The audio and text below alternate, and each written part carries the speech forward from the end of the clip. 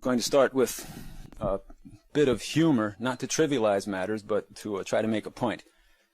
There's an old military joke about soldiers being out in the field for 6 weeks, living in the grime, living in the ditches, unable to shower, unable to change clothes, and they come back to the barracks.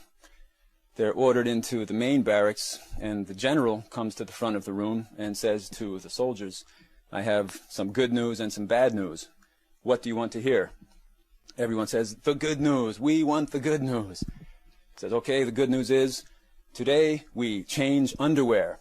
Everybody celebrates. Yes, today we change underwear. The bad news is you change with you, you change with you, you change with you. So we thought that piece of humor is quite revealing about how the whole system of indoctrination works. We're often given surface level good news in quotes, and there's a hidden bad news that always accompanies it. And to start, we would like to talk about the war against the poor in the United States in relation to so-called good news and bad news. There's a quote in the New York Times that says that the Republican plan to abolish AFDC rests on a huge and risky leap of faith. The plan heading for President Clinton's desk would turn over welfare to the states with less money and strict time limits on benefits. Most people could receive no more than 5 years of aid throughout their lives, and most states would probably set limits much lower.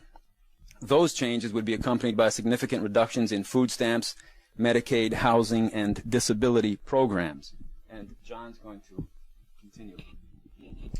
Noam, I just wanted to ask why it's so easy for middle-class Americans to allow this to continue. Why it's so easy to beat up on the poor, so to speak. Well, first of all, on the quote, this statement that it's a leap of faith is pure propaganda. Nobody has any doubt how it's going to turn out, including the people who are, I mean, it's as if somebody were to say, when the Nazis put Jews in concentration camps, it was with a huge leap of faith that they would be happier in there. Yeah, maybe somebody talked himself into that, but it's not a leap of faith. They know exactly what's going to happen. The purpose of moving things down to the state level and cutting funds is to ensure that as little as possible gets to poorer people. Well, now, what is it that allows the wealthier sectors to agree to this? Here you have to be a little cautious. For one thing, for these people, it's obvious what it does. They get more money in their pocket. If you're trying to enrich yourself and you want the state to be a powerful welfare state for the rich and nothing else, the Gingrich Heritage Foundation Army system, including our governor, if that's what you want, well, this is fine. I mean, you just crush poor people because they don't do any good for you. It's like social cleansing in Colombia. On the other hand, if you look at the general population, attitudes are somewhat more complicated. For example, a large majority of the population thinks that it's the responsibility of the government to assist poor people who need help. In fact, a substantial proportion, last time I looked at a poll, it was a majority, are willing to raise taxes to help poor people overseas. So the idea that you have a responsibility to help poor people, that's very widespread. On the other hand, the polls also show strong opposition to welfare. So the same people who say it's the responsibility of the government to help the poor are opposed to welfare. And the reason is because it sounds contradictory, but it isn't, I don't think, if you look at the propaganda that people are being fed. The propaganda is that welfare does not go to help poor people. Welfare goes to keep rich black women breeding like rabbits and driving Cadillacs. Well, I don't want my money to go for that, So yes, I'd like to have money go to help the poor, but not welfare. And similarly with foreign aid. I don't want to give those people money for, rich people who are going to just hate America. If it could go to poor people in Africa, fine. Now, here's where the propaganda has been successful in dissociating the actual facts about welfare and aid from the idea that you have a responsibility to help people. Now, as in any propaganda, it's not totally falsified.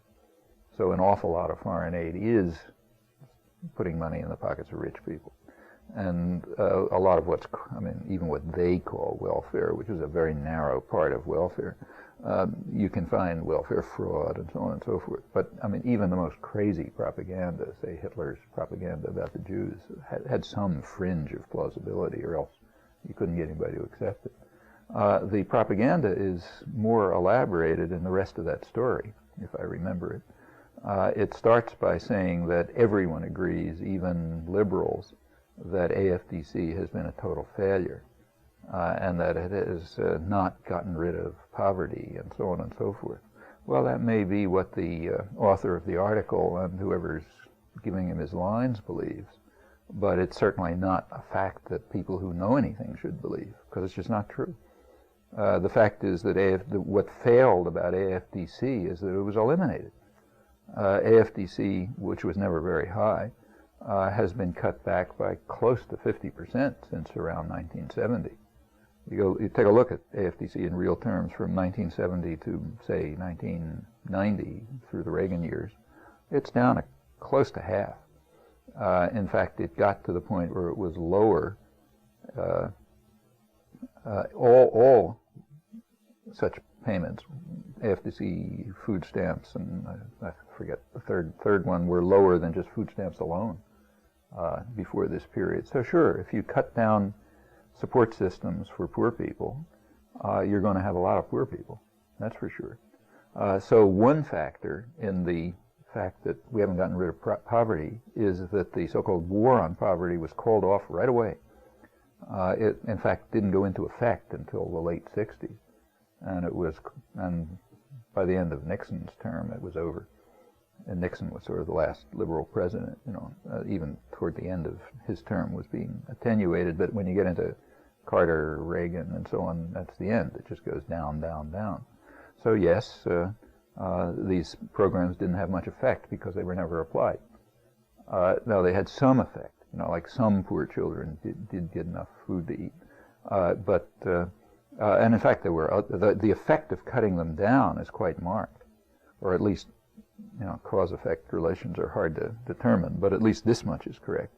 Several years after the decline in welfare, as welfare declines, regularly, steadily, as it has been doing since around 1970, a couple of years later, you get an increase in broken families, child abuse, illegitimate births, and so on and so forth. Now, whether that's a cause-effect relation or a before-after relation, you can argue, but there is a temporal relation, at least, between cutting back of support systems and disruption of families. And that's not, I think you can imagine why that should be. And it gets worse.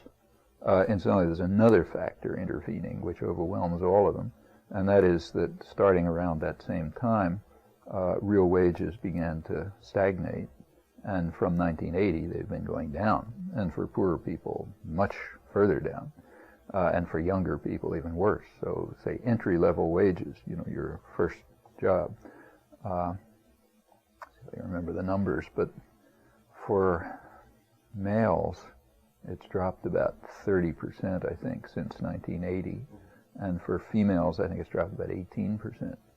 Well, that's a steady effect on your long-term future. Meanwhile, real wages have been going down steadily. High school graduates, which is probably 70% of the workforce or so, it's what they call non-skilled workers, funny term for it. But the considerable majority of the workforce, something like 70 or 75%, have lost, males have lost about, I think, over 20% of their income since about 1980. Now, furthermore, this has had an effect. This has had the effect of driving a second parent into the workforce. If women want to work, that's fine, but this is forcing them into the workforce when they don't want to go in, because you have to have food to put on the table. So you have two parents in the workforce to try to keep at least family income steady. Support systems are collapsing. Hours of work are increasing. So by the early 90s, it took 2 weeks more of work a year to make a 1980 salary. So you have two people working very heavily to just try to keep things going. No support systems. If they get in trouble, like say it's an abused teenager and she can't live with her parents and she goes off somewhere to try to get some help, that kind of payment is going way down. Well, what's the effect of all of that stuff going to be? Well, you don't have to be a genius to predict. I mean, what it's going to mean is child abuse, neglect of children, malnutrition, violence against children, by children, drug abuse, unwanted pregnancies, all sorts of things. In fact, all of these consequences are exactly what has been the clear, determinable result of social policy by the people who call themselves conservatives. They have been fighting a war against families and children, and it goes back to the early 70s.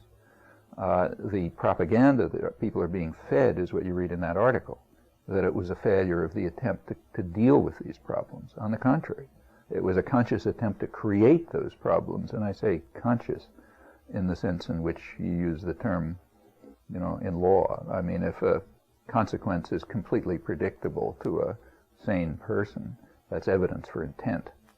And this was all completely predictable to a sane person, just as it is completely predictable to a sane person that that these changes that you quoted in your first statement are going to have very severe effects, which means it's equally clear that when he said it's a gamble, that's just not true. There's no gamble. You know exactly what's going to happen. It is a cover for something else.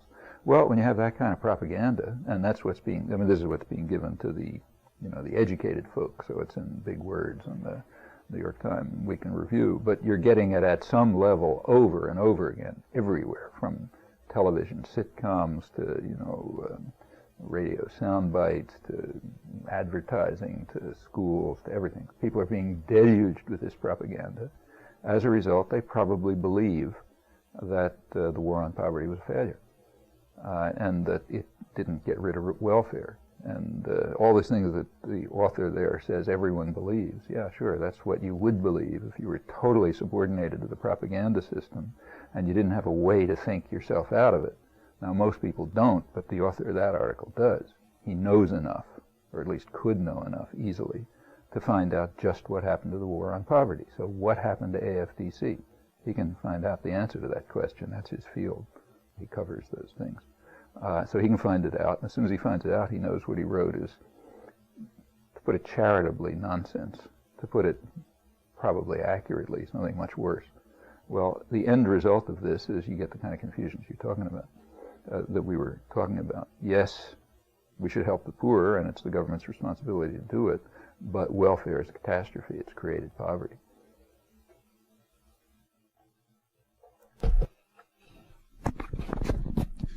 Another part of the war against the poor is the increase in prisons.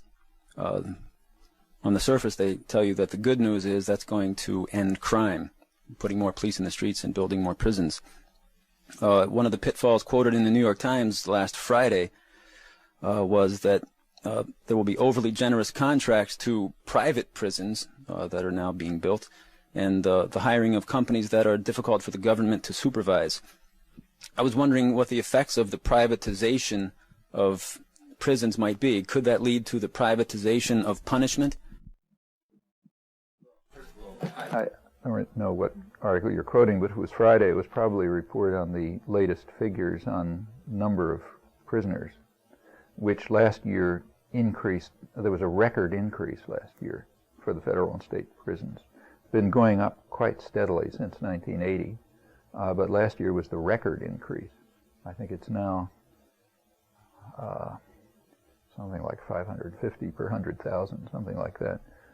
It was around 100 per 100,000 or some such number back then. I may have the numbers a little off, but that scale.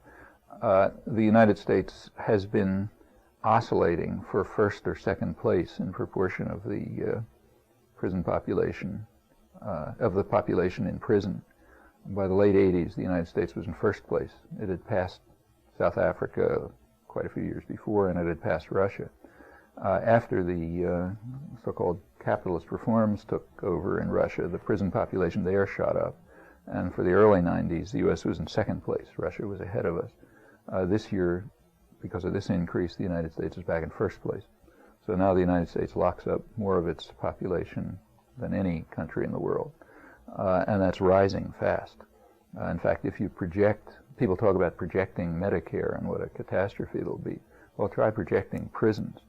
That's going up much faster. And if you continue to project that, you can show every cent in the budgets are going to be spent for prisons. In fact, Rand Corporation actually did it for California a couple of years ago, and predicted that at the current rate of increase of prisons there, the state budget would be entirely used for prisons, meaning they have to cut back education, which is the thing you cut first, to either to the bone or maybe to zero after not very many years. Part of this the increase in prisons has nothing to do with crime, as far as anybody knows. The level of crime has been fairly constant. Violent crime, other crimes. I mean, there's shifts around and so on, but there's certainly been no big change. According to FBI statistics, at least, it's been quite constant for a long time. Throughout this whole period of increase in prisons, it's been constant. Furthermore, if you look at the constitution of the prison population, you see it has almost nothing to do with crime. I don't want to guess the numbers because I may get them a little wrong, but a large portion, I think it's a majority in the state prisons and maybe a third in the federal prisons, are there for what they call drug crimes. Well, drug crimes are often victimless crimes. It means you catch a kid with a joint in his pocket. So there are plenty of victimless crimes, which are filling up the prisons. And I think that, again, you have to assume that the predictable results of a policy are the intended results. This looks like a form of social cleansing. Now, these aren't random people who are being picked up. These are blacks and Hispanics, the kind of people, the exact same people you're going after with the cuts in social service systems. So it all seems to me a natural form of social cleansing. Now, like, we're a civilized country, so we don't send out death squads to murder them in the streets the way we arm the Colombian police and military to do. We do it a different way. We kick them out of the city, like they can't live in New York because there's no room for them or no support for them, or we throw them in jail. And the drug war is a terrific way to do that. The drug war has no effect on drug use except to send drug prices up, but it does give you a very good way of criminalizing a large part of the population and getting rid of them. All right, now coming to privatization, the prison system is by now a substantial part of the state system.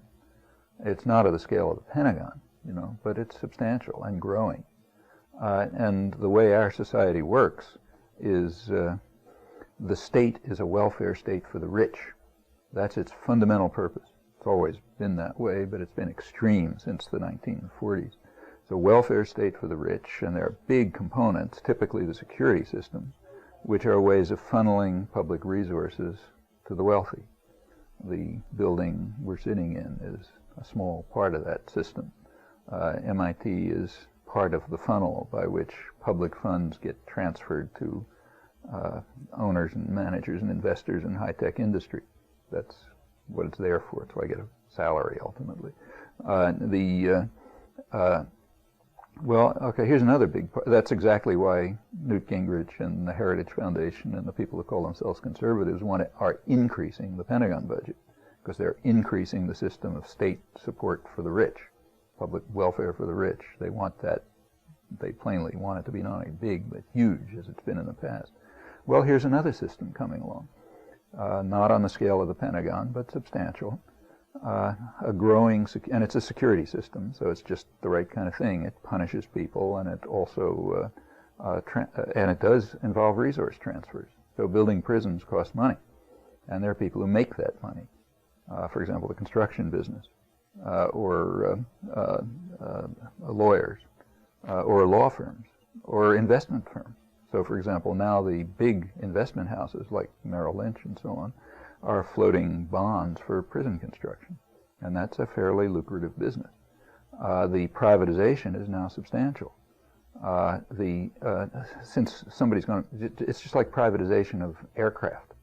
I mean, in the aircraft industry is called a civilian industry. So Boeing is called the biggest civilian exporter. But this doesn't even approach being a joke. I mean, these are publicly subsidized private profit systems. Public pays the costs through the Pentagon system of, the avionics and the metallurgy and, just about everything.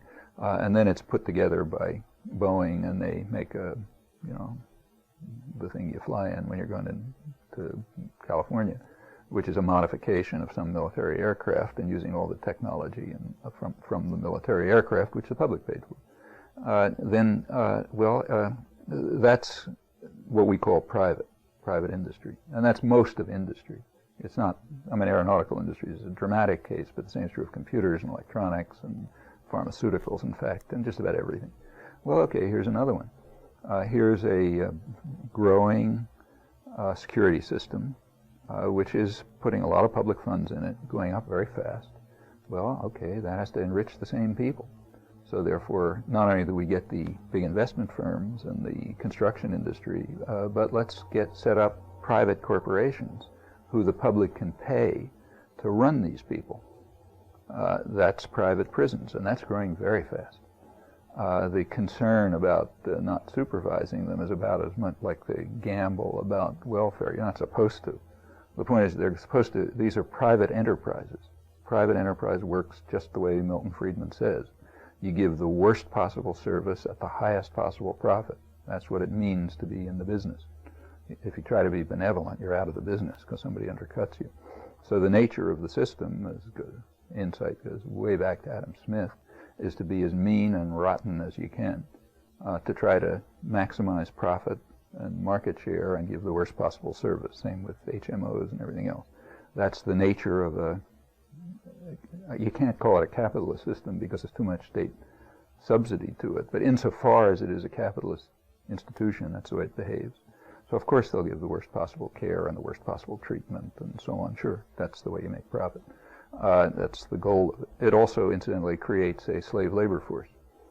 So there's now a growing labor force which other businesses can use, which they do. They've been doing it for quite a while, but it's growing fast. Here is a controlled labor force. They're not going to unionize. They're not going to cause you any trouble. You don't have to pay them much. You don't have to worry about benefits. The public's paying all that stuff to the extent that anything's going. You just have this cheap labor force, which is not only good money, but you can use it to undercut your own labor force because you can transfer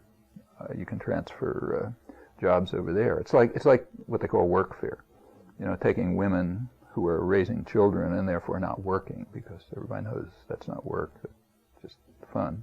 So they take women who are doing nothing, like just raising their children, and force them to do work, real work, like cleaning streets or something like that, which has a good punitive effect, but also it undercuts other workers because you don't have to pay them union wages. In fact, you don't. And the same is true of the private prisons and the growth of prisons and so on. Incidentally, there's another angle to this. The prison system has gotten big enough so that the high-tech companies have taken notice, and they are considering ways of ripping off the public through the prison system the same way they do through the Pentagon.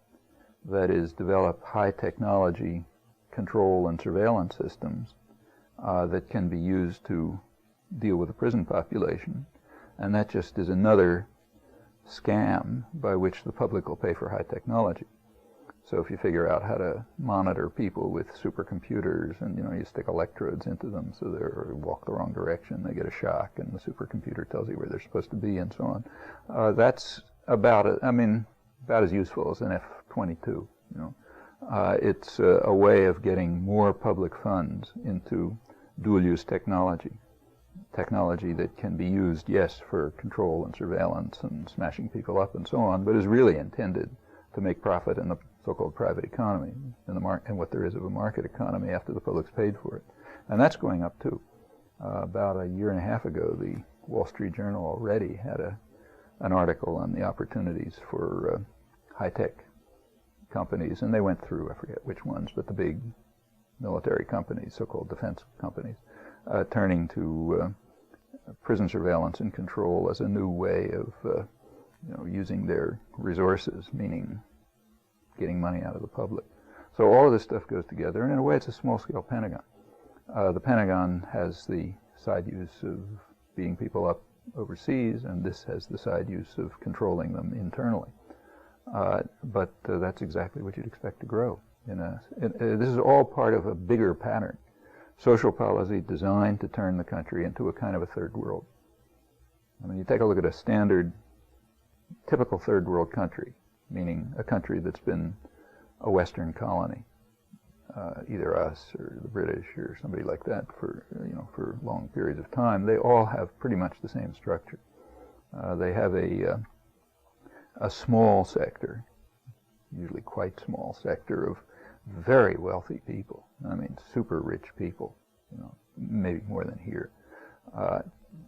They have, these are people who are mostly linked to foreign investors, either the local big landowners, or they work for some foreign corporation, or they run the local bank, or whatever it is. They're linked to the international system that controls the thing, and they may be extremely well off. There's a class of intellectuals who are usually also pretty well off. Some of them consider themselves dissidents, but they live and maybe even are, but they tend to live quite well, remarkably so, in fact. And then there's a periphery around them, lawyers and doctors and so on, who service groups for those sectors. Well, that's a small sector of the population. Then comes a really big sector of the population, which is suffering or in misery, depending on where you are. And then there's usually just superfluous people. I mean, either street waifs, kids sniffing glue on street corners, or the ones you send the paramilitary forces after for social cleansing, or the death squads, or kick them out into the desert or something like that. So there's these categories, and that's where we're moving. The category of superfluous people here are the ones who are getting locked up, and of course that's growing because social policy has been designed to create more and more of a third world structure. So yes, you're going to get this sector. You have to do something with them, and you might as well do something with them that private industry can make money out of.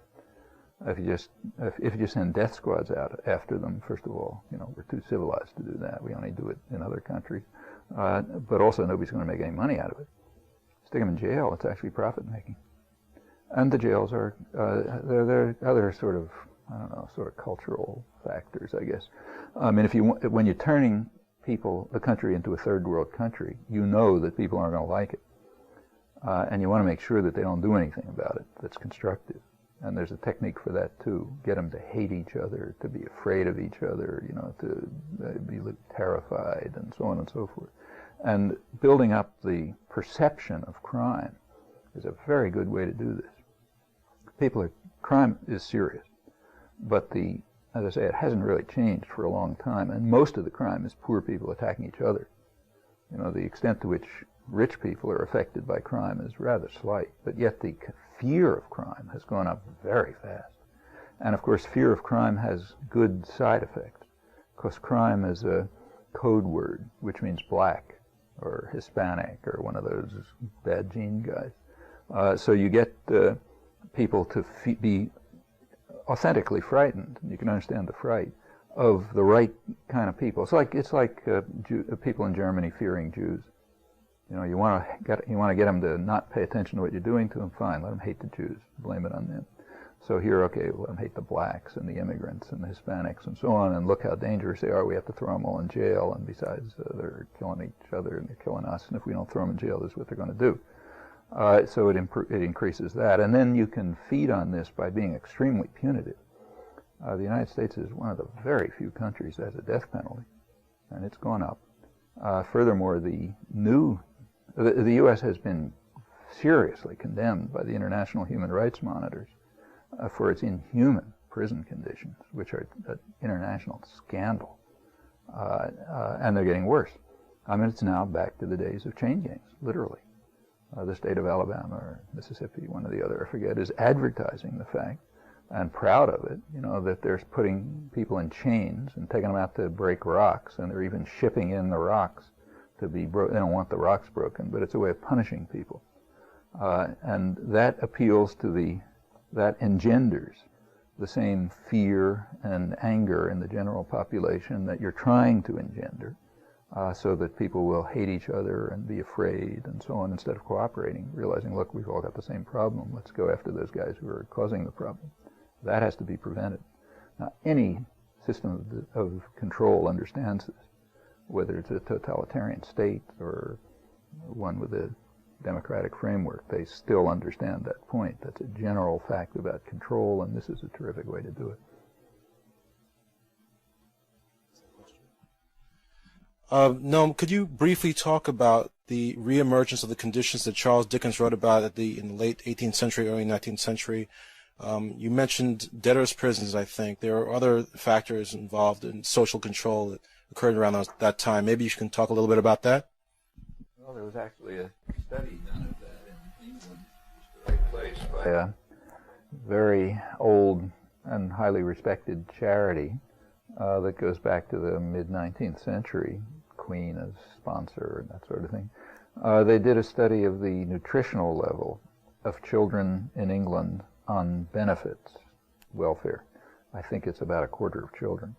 And they found that their nutritional level was lower than it was in workhouses for children, orphans, in Dickens' years.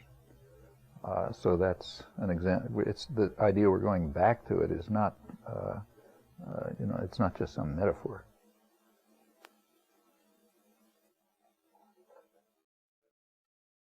Getting back to the surface good news and what lies beneath it, I think no word has been used more in the last few weeks than peace. Headlines all over the place. For peace, peacemakers, perils. President promises mission of peace, no troops, no peace, etc. So the good news seems to be that the United States is embarking on a mission of peace in Bosnia. What's really going on here?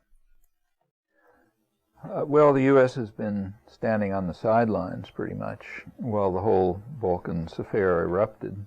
The reason is that getting involved would be costly and difficult, and no immediate gain from it. Meanwhile, sort of behind the scenes, there have been various conflicts between Europe and the United States, for one thing, on just how to work this thing out. And what the U.S. has apparently been doing, we don't have documents on this, so you kind of have to reconstruct, so I'm speculating. Well, it looks to me what's been going on for the last couple of years is the U.S. has been standing around waiting, let the Europeans do the dirty work, let them be on the front line. We'll carp and criticize.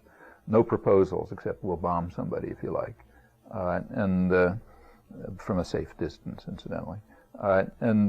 Meanwhile, the U.S. has been building up Croatian military forces, probably building up others, at least Albania, and moving towards trying to set up a situation in which Bosnia can be effectively partitioned between Greater Croatia and Greater Serbia.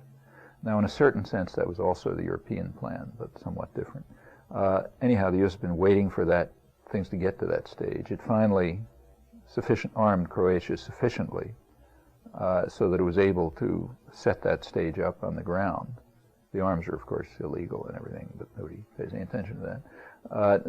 They've now forged what they call a Croatian Bosnian Federation, but that means Croatian-dominated federation, and sooner or later it'll be part of Croatia. President Tudjman has said as much, and it's in the cards. The Serb Republic that's being set up will sooner or later become part of Serbia. Bosnia may have some name, but it'll be partitioned.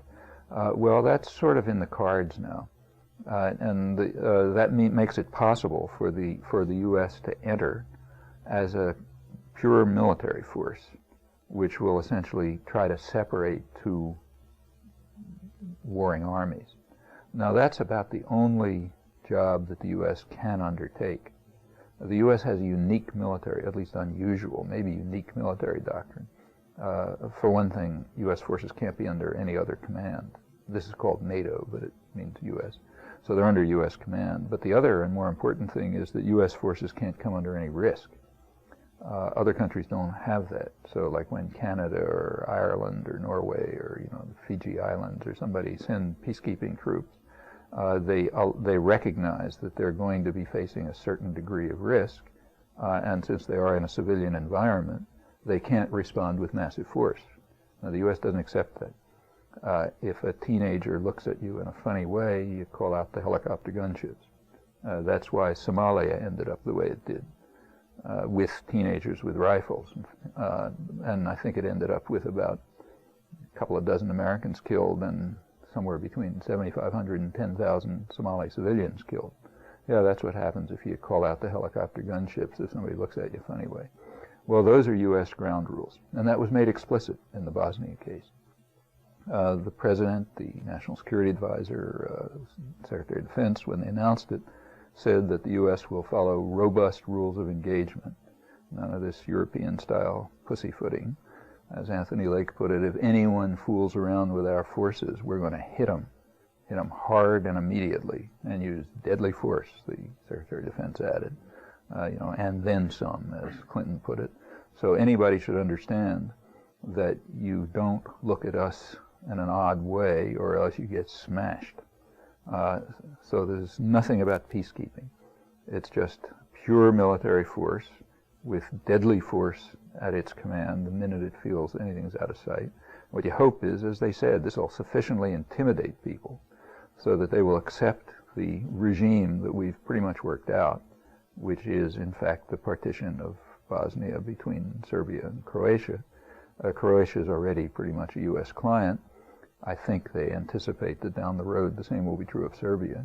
So there'll be, just as there are U.S. military missions in Croatia, they'll sooner or later be there in Serbia and so on for other relations. Albania, it's already happening. If it works out, there are two long-term effects. For one thing, this region, the Balkans region, will then be part of the bigger U.S. Greater Middle East system, which is pretty much what it's always been considered.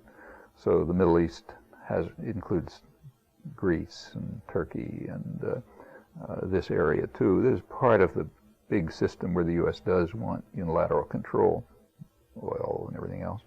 And also it's a kind of a wedge towards Eastern Europe.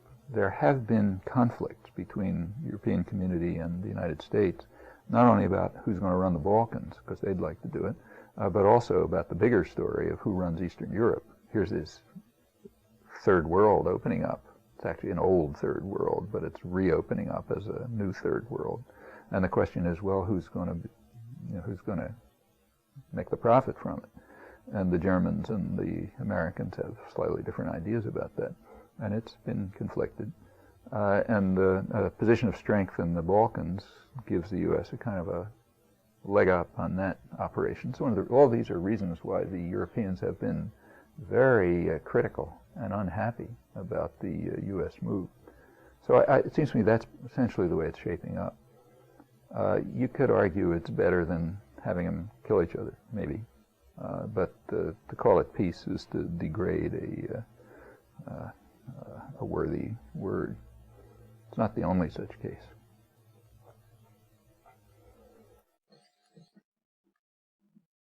Can you comment on why progressives around the world, and in particular in this country, have failed to mobilize against the U.S. involvement in Bosnia? Is there some principled position that progressives can take to try to get this message out to the public? Well, I don't mobilize against it either, or even agitate against it. I mean, if you look back a couple of years, there were other options. But that's water over the bridge. The options have gradually been narrowed. Over the past years, virtually no one has suggested anything constructive. There's been a lot of breastfeeding about it, and lamenting, and talk about the end of civilization and so on. But you have to look pretty hard to find a constructive suggestion. I mean, there are people who say, well, we put a lot of force in there and it'll work out. But, it's not so simple. A constructive proposal I have yet to see.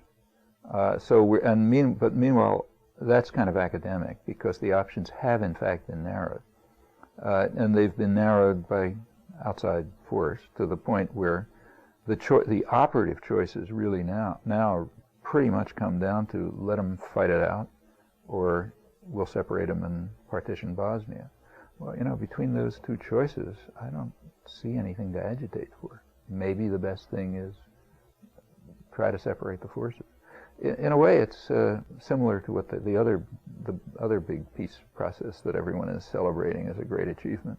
I mean, if the only options are crush the Palestinians and give them nothing, or crush the Palestinians and give them 2 cents, well, maybe the second one is the better one. That's the one that's called just peace.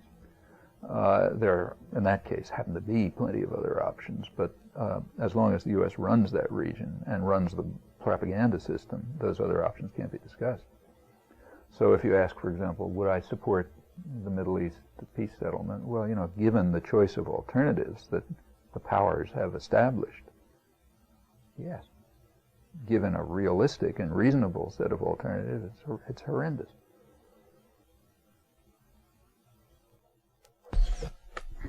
Speaking of narrow choices and also the good news, bad news, some might argue that the good news is that there are going to be national elections in the United States coming up soon.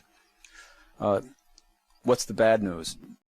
The bad news that there's only one candidate with 3 or 4 different names, you know, and slightly different programs. So, I mean, right now, if the election were held, personally, I would, with enormous disgust and reservations, vote for Clinton. Not because I expect anything, but because the alternatives are worse. So there are slight differences, and they don't line up very easily, in fact, but they're probably significant. However, they're all radically opposed to public will. That we know for sure. There's a very well-polled public. We know very much what people think. And what they think is overwhelmingly opposed by all the candidates. That goes case by case. Now, you know, I don't know if you bother to copy it, but if you take the other articles the same day and other days about the budget, there's an article about the budget the same day. And it starts off by saying, well, you know, it was debate about, this is New York Times Sunday edition, it said, I think it was either News of the Week or somewhere, it said, there's debate about who's responsible for the budget deficit, and the Republicans are saying this, and the Democrats are saying this, and, you know, they're all wrong, it's in between. You know, there's responsibility all around for this terrible problem that we have to resolve. Well, you know, that formulation, first of all, begs a lot of questions, and secondly, it puts the whole spectrum of choices off the spectrum of public opinion. There is, first of all, a question whether the budget's a problem. Well, there are people in the country who think it's a problem. In the latest poll that the New York Times published, where they asked people what's the biggest problem, domestic problem, 5% picked the budget. That's the same percentage who picked homelessness. So for the public, as a primary problem, it's at the level of homelessness. When people are asked, do you want the deficit overcome? Here there's 2 questions. One for the headline writers and another for the people who are trying to figure out how to craft policy. For the headline writers, the question is just what I said, would you like to get rid of the deficit? Well, that's like asking people, would you be happy if all your debts magically disappeared? And people say, sure, you know, it'd be great, wouldn't have a mortgage, you know, and so on and so forth. And that's for the headline writers. Public wants, you know, deficit overcome. You tune in to All Things Considered on NPR, and they say the public wants the deficit overcome. You know, they voted for a balanced budget and so on. Yeah, that's for them, for the commissar class. That's that question. Then comes the next question, which is the serious one. Would you like to have all your debts eliminated if that meant your house was taken away and your car was taken away and your kids couldn't go to college and so on and so forth? And then the answer is no. You know, I think you can take it away by magic, fine, but not if I have to give up everything. Well, when that question is asked, you get the same answer. If people are asked, would you like to have the budget balanced at the cost of, and then comes any reasonable answer, like cutting back education or medical aid or whatever, then you get overwhelming objection. So the idea that we must balance the budget and that this is a big problem, that's the idea of the elites. I mean, it's true that investors want that, and the business class wants it. So therefore, the press wants it, but the public doesn't. The public's against it. Then comes a question about who's right. And in fact, the question that's begged there, like who's responsible for the deficit? Who's responsible for this crime? Well, first of all, is it a crime? I mean, if you take the household example again, if you borrow money because you want to gamble in Las Vegas, yeah, that's a bad debt. If you borrow money because you want to buy a house or you want to send your kid to college, or you want to invest in a business maybe, well, it's not a bad debt. It's just debt. It's good debt. The kind of debt that gets you somewhere. Now, take a look at the things that they say the various people are responsible for. Well, everyone agrees incidentally that 80% of the debt is a Reagan debt, the Reagan years, So, but there's a small part that they say the Democrats are especially responsible for, and that's the social spending, Social Security, Medicare, and so on. Well, does somebody have to be responsible for that? Is that a crime that you're responsible for? I mean, giving people enough to live on? Is that a crime that somebody has to say, okay, it was my fault, I'm sorry I did it? That's the assumption when you talk about who's responsible for getting us into this hole. Well, it happens that, most of the population feels, and I agree, that that's a very good expenditure of public funds. It's a very good expenditure of public funds to have elderly people taken care of. If they're not taken care of through the tax system, there's going to be a regressive tax. Their children are going to take care of them, even if they can't afford it, and they'll sell their homes and so on and so forth. So it's not, nobody's suggesting let's let them die in the streets, or maybe these guys are, but people aren't going to do it. The same is true of education. If you put money into education, is that a bad expense? Well, even on the forget any human consideration, even on the narrowest consideration of economic growth, that's a very good expense. Economic growth comes from an educated, skilled population living under decent circumstances with appropriate infrastructure. That's what leads to economic growth, healthy and so on. So all expenditures that build that up, well, that's expenditures that are building up the growth system. In fact, if you look at American history, for well over a century, the U.S. was had a big debt, and it was turning over the debt. It wasn't trying to get rid of the debt. It was turning over the debt by using it for increasing growth faster than debt payment. So that's like a business getting into debt wisely. Gets into debt wisely, uses the debt to invest, makes more money, pays off its debt, and still has something left over. That's sensible debt. Well, what about our current debt and deficit? Which is it? The answer is it's a mixture.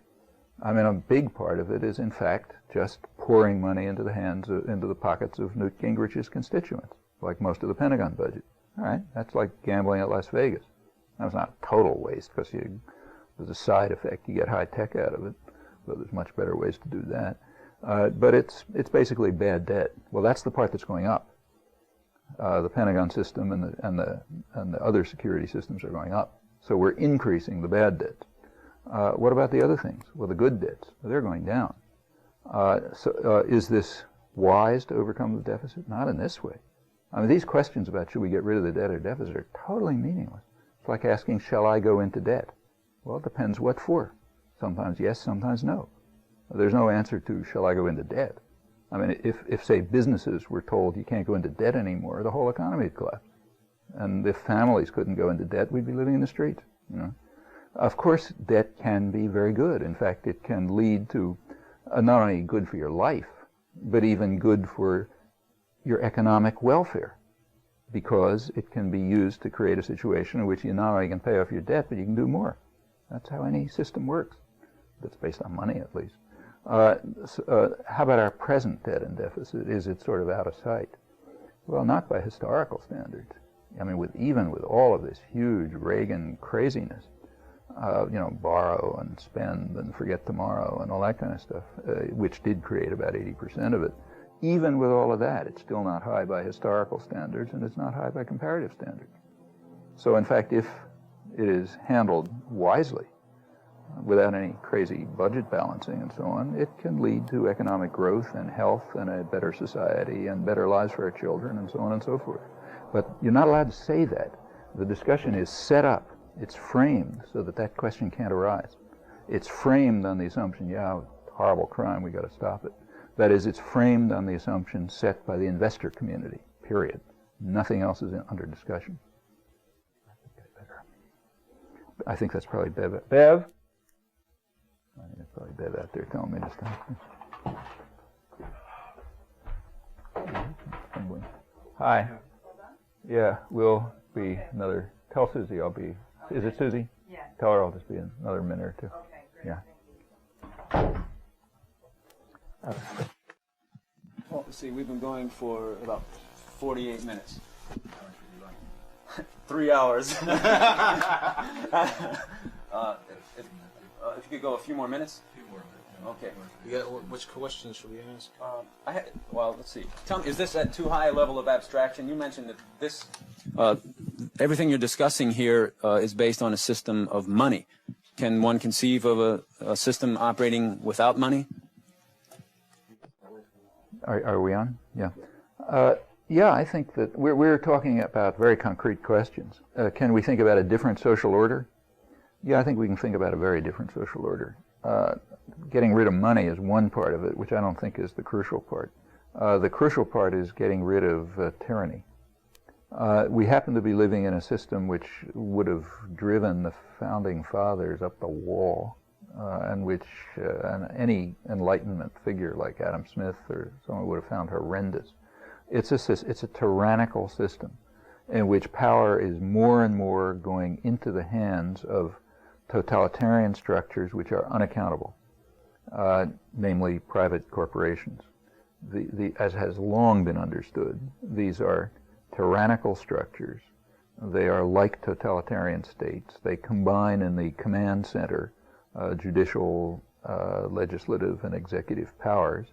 They're pretty much unaccountable to anyone. They're huge in scale by now. They were created for distorting markets, and they carry out extreme market distortion. Like they internalize risk. They free participants from market discipline, and they have a million other ways of undermining markets, whether one thinks markets are good or bad. In any event, these are tyrannical systems which have no right to exist any more than other tyrannical systems, and they have an extraordinary effect over life. I mean, they are the media. When we talk about the media reflecting their interests, that's, like saying, I reflect my interests. Yes, of course they do. It's not just the media, it's the entertainment industry and, advertising and so on. This is all a reflection of a network of private tyrannies. They have an overwhelming effect on government. They don't like government because government has a defect. It's partially influenceable by the public, whereas GE is not influenceable at all. So they've been trying to create for 50 years, they've been trying to create a mood of anti-politics, hate the government. True, we have the government pretty much by the throat, but it's not totally. Those guys out there can still influence it. So let's get them to hate the government, in particular to hate the federal government. State governments aren't so bad. They're small enough so we can really run them totally. Federal government is fairly large, and you can't kick them around too much. That's the point behind the devolution, getting things down to the state level. Under some circumstances, it might be democratic. Under these circumstances, it's anti-democratic. You move things down to the state level, and even middle-sized businesses can tell them what to do. It's at the government national level. Well, okay, maybe Microsoft and GE, but not small guys. So let's get power down. Decision when you take, say, AFDC, any kind of so-called welfare system, you put it down to the state level, you're guaranteeing that it's not going to go to poor people, because at that level, even middle-sized businesses can insist upon regressive fiscal measures and shift in the tax code and this, that, and the other thing, which will mean that the money goes to the rich. At the federal level, it's harder. You're pushing around the bigger things. So the idea is reduce the federal government, except for the parts that work for us, and those increase, like the Pentagon say. So increase that one because that works for us, but cut down the parts that work for anyone else. Go down to the state level, reduce them even further, put even more decision making into the hands of private, unaccountable power.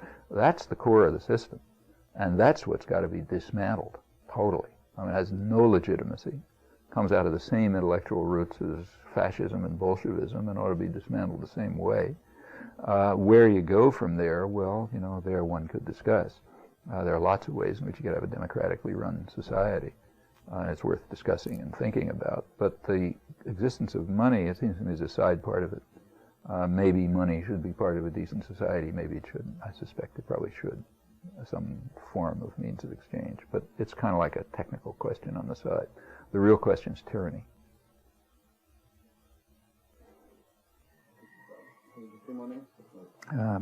Okay, but not much because they're really waiting for me. Yes. Along the lines of your last answer, you mentioned Bolshevism. Right now, the mainstream media has resurfaced the term anarchism and socialism in a negative light, particularly when it refers to Timothy McVeigh, the guy who bombed the building in Oklahoma, and the Unabomber. Maybe you can give our audience some example of what true anarchism and socialism is as compared to what the media is saying. Well, it's a little bit like asking what true democracy is.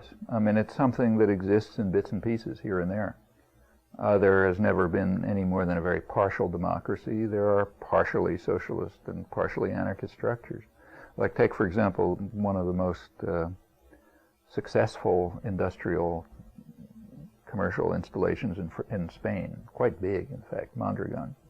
It's a big collection of industrial works, schools, social systems, health systems, and so on. Very substantial, very successful. It's one of the few parts of the Spanish economy that's competitive internationally, even after joining European Union. It's worker-owned, and it's partially socialist anarchist. It's worker-owned, but manager-controlled. Workers pick the managers, but they theoretically at least control the managers. How much they control them, you can debate. There's no outside investors telling them what to do. They have their own banks, their own development banks, they have their own social services, and so on. And it's been dramatically successful. Well, okay, that's pieces of a more free and democratic society. Pieces only, because workers are not really participating directly.